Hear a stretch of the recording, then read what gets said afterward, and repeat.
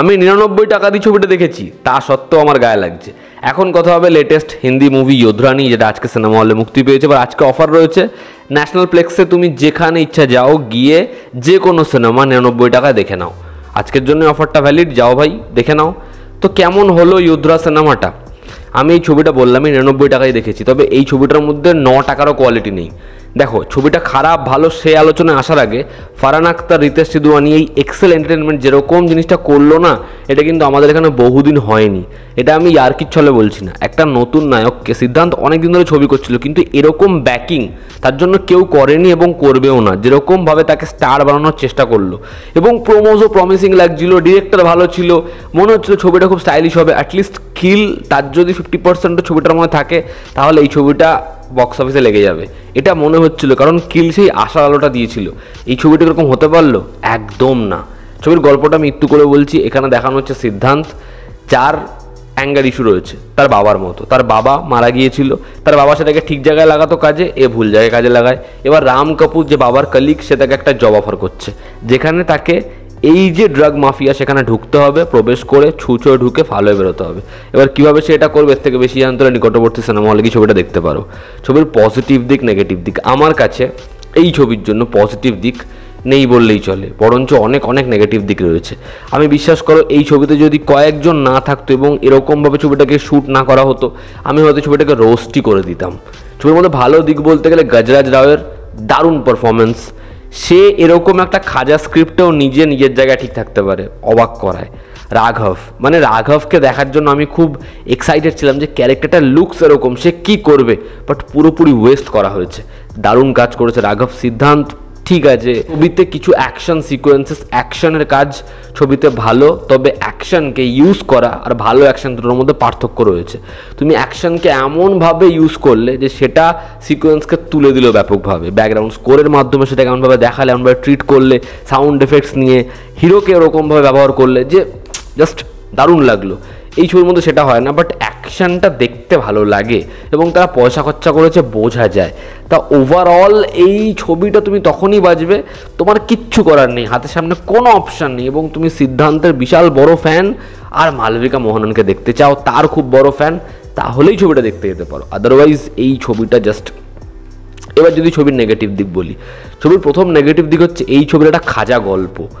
ছবির রাইটার শ্রীধর রাঘবন, তার মনে হয় সময় শেষ, কী সব ছবি লিখছে। থেকেও খারাপ এই ছবির স্ক্রিন প্লে।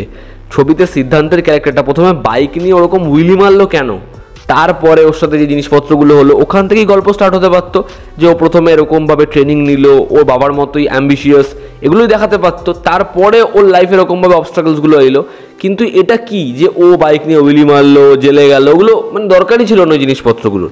তো ছবির মধ্যে এরকম আনওয়ান্টেড জিনিসপত্র প্রচুর রয়েছে। ছবির মধ্যে সবথেকে বড় করে যেটা মিসিং, সেটা হচ্ছে এরকম একটা গল্প, কিন্তু ছবির একটা ক্যারেক্টারের মৃত্যুতে একটা কিছুতে আমাদের কোনোভাবে ইমোশনস কাজ করে না। তার কারণ ছবিটা ইমোশনলেস সিনেমা। ওই সবথেকে হাস্যকর সিন হচ্ছে, আরে ভাই ওর বাবা মারা গেছে, ও চোখের জলও মুছলো না, তারপরে পর্তুগাল গিয়ে চুমাচাটি শুরু, তারপরে বলছে আজকে বাবার জন্মদিন ছিল। ভাই বলতে কি চাইছো?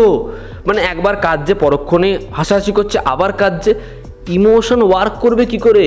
তার মধ্যে আবার যে অ্যান্টাগনিস্ট, সে বলে যাচ্ছে যে এখানে আরও একজন যে আছে সে কি করেছিল। এরকমভাবে ছবির ক্লাইম্যাক্স ওয়ার্ক করে, এরকমভাবে পাস্টের যে মোমেন্ট যেটা এখন ওয়ার্ক করবে, যেটা নিয়ে একটা বড় সংশয় তৈরি হবে, সেগুলো তৈরি হয় এখানেই ক্ষান্ত হয়নি। ছবির মধ্যে মালবিকা এবং সিদ্ধান্তের যে লাভ স্টোরিটা এত অগাভাবে আসে, দুজনের এত বছর দেখা হয়নি, রাস্তার মধ্যে হঠাৎ করে দেখে নিচ্ছে, ওকে ডান্সের জন্য অ্যাপ্রোচ করছে, ডিস্কে চলে যাচ্ছে, দুজন নেচে নিচ্ছে, প্রেম হয়ে যাচ্ছে, একে অপরের জীবন থেকে চলে যাচ্ছে, আবার ফিরে আসছে, কি হচ্ছে? এবং তার থেকেও বাজে হচ্ছে ছবির সংলাপ। মালবিকা মোহননের সংলাপগুলো কি ইচ্ছে করে খারাপ করা হয়েছে, না তার পারফরমেন্সটাই খারাপ, আমি বুঝতে পারিনি। খুবই বাজে। মালবিকা অ্যাটলিস্ট তার বাবা এত বড় একজন সিনেমাটোগ্রাফার, এবং ফারহান আখতারের তো ছবিতে সেই ডিওপি ছিল আর কি, তার থেকে একটু টিপস দিতে পারতো। ছবির তার থেকেও বাজে জিনিস হচ্ছে ছবির মধ্যে খুব বিচ্ছিরি গান রয়েছে। ছবির একটা গান ওয়ার্ক করে না, এবং ছবিতে সেই গানগুলো যখন আসে আমাদের মনে হয় ডাবল ট্যাপ অপশান দেওয়া হয়, স্কিপ করব। এবং ছবির ব্যাকগ্রাউন্ড স্কোর সিকোয়েন্সকে তুলতে সক্ষম হয় না। ছবিতে হিউজ একটা কাস্টিং, এবং কাউকে ঠিক মতো ব্যবহার করা নেই। তার রাঘব হোক, তার রাম কাপুর হোক, বা যেখানে অ্যান্টাগনিস্টের চরিত্র করেছে ফিরোজ, প্রত্যেকে জাস্ট খুব বাজেভাবে ওয়েস্ট হয়েছে। এবং সিদ্ধান্তের ক্যারেক্টারটার মোটিভ কি, সে এই যে কাজটা করলো ওকে কনভিন্স কীভাবে করলো, ওর বাবা মার প্রতি ইমোশন কেন, ওকে যে মানুষ করেছে বাবা তার প্রতি ওর ঘৃণা কেন, এগুলো কোনো জিনিস ছবিতে এস্টাবলিশই হয় না। ফলে ছবিটা নিজের মতো চলতে থাকে, অডিয়েন্স উঠে আপনি আপ চলে বেরিয়ে যায়। এই কারণে ছবিটা ভীষণভাবে ইরিটেটিং এবং ইলংগেটেড ফিল হয়। ছবিটা কিন্তু অত বড় নয়, আমরা 3 ঘন্টা সিনেমা দেখে নিই, এই ছবিটা 2 ঘন্টা 20 মিনিট আই গেস। তা সত্ত্বেও ছবিটা আমাদের ভীষণভাবে ইলংগেটেড মনে হয়, খুব স্ট্রেচ করেছে মনে হয়, ভালো লাগে না। ছবির ডিউরেশনটা আমাদের ফিল হয় এবং ছবির ফার্স্ট হাফ মনে হয় যেন শেষই হচ্ছে না।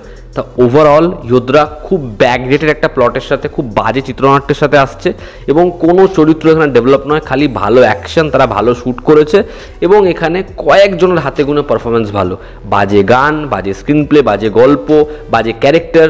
তো ছবিটা ভালো হবে কি করে? ফারহান আখতার চেয়েছিল সিদ্ধান্তের মধ্যে পোটেনশিয়াল রয়েছে, ছেলেটা ভালো কাজ করে, একে হিরো বানাই, এর মধ্যে সোয়াগ আছে, সেগুলো আমরা সব ব্যবহার করি।